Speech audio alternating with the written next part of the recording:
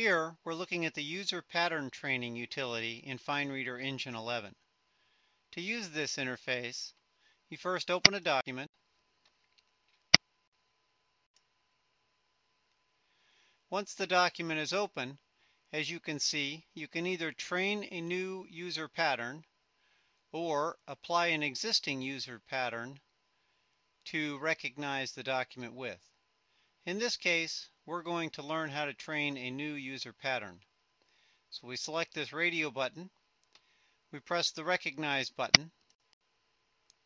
It asks you what file name and where you want to store your user pattern file.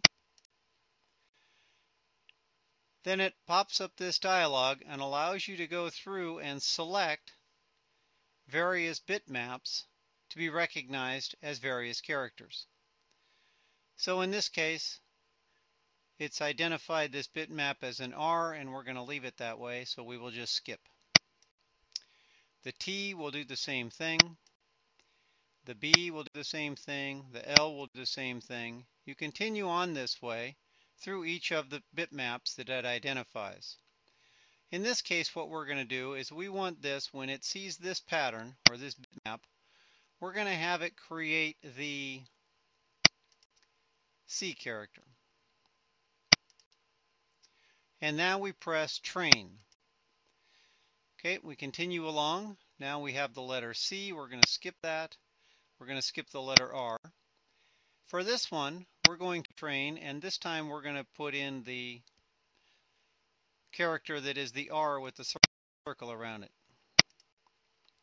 We're going to train that, and now it moves to the next. In this case, the segmentation has found a piece of pixels that we don't want included, so we grab the box and move it down, and now it believes it's a Y, and we're happy with that, so we're going to train this.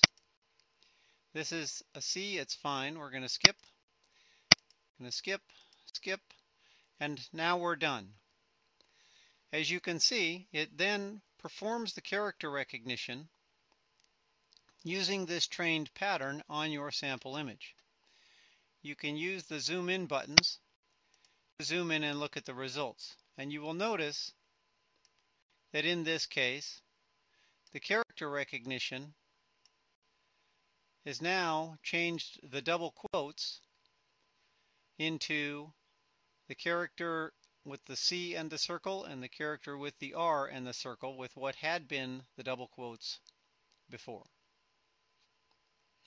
This is the way that the user pattern training utility is used with FineReader Engine 11.